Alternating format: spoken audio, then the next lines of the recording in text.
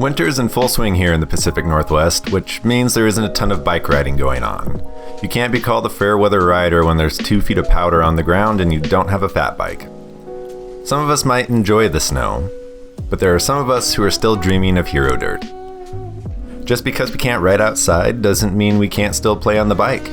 So today, we'll go over a few ways you can better your riding without leaving the living room. Now, it goes without saying, if you decide to use your bike as a Wiimote and throw it through your TV, or power thrust your front tire into your sibling's crown jewels, that's not on me.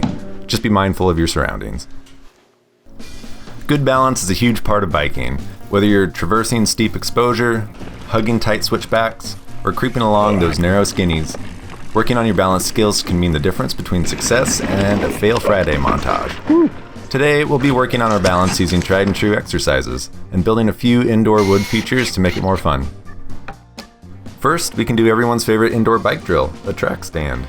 This is super easy to do because all you need is your bike. I found it a little harder than normal doing this indoors since the ground was perfectly flat and there's little room to maneuver.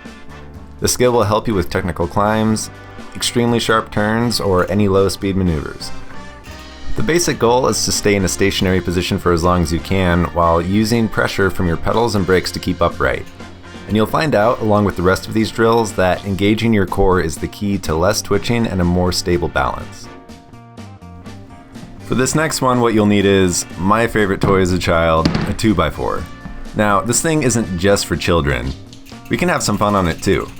Simply enough, just set this guy on the ground and use it as a very low speed and low consequence wood feature. This can be a bit of a challenge to completely clear at first, but as I was doing this, I did start to notice a measurable increase in my balance and stability. If this becomes too easy, try entering from a sharp turn. You'll need to use your track stand to clear this, and maybe even a pivot turn, which is our next item on the list. The pivot turn or endo turn is a great skill to master if you're into riding technical trails. Chances are you'll need to use this skill to scoot your butt around those super tight turns. Since we're inside, we can't get too crazy with this one, but we can do enough to get familiar with how they feel. Grab a decent sized object like the dumbbell you should be using to get into shape for the upcoming riding season. Set it on the ground with plenty of room for error, approach at an angle, and using your front brake and body weight, lift your back tire up and over. You want to get to the point of being able to do this with no doubting and pedaling away after the maneuver. You can use the 2x4 to hop over, one tire at a time, to change your line like hopping a log out on the trail. And if you have the room for it, try to get around a tight corner with a 90-degree pivot turn. Just don't punch any holes in the walls with your handlebars.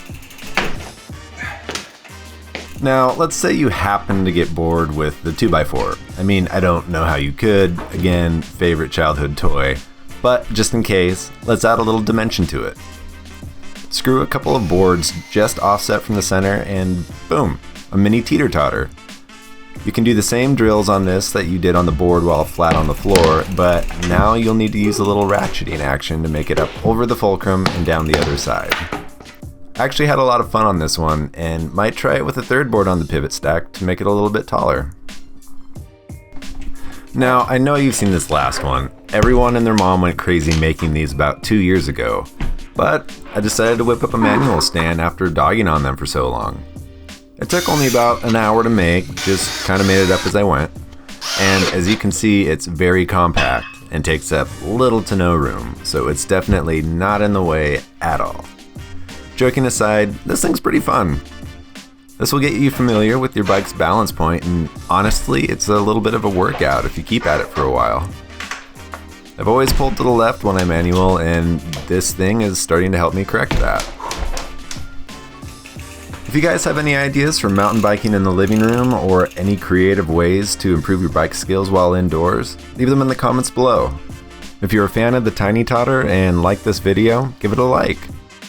And if you want to see more bike related content like trail riding, trail building, or dog chasing, click subscribe. Hang tight because spring is right around the corner. But until next time, keep that rubber side down.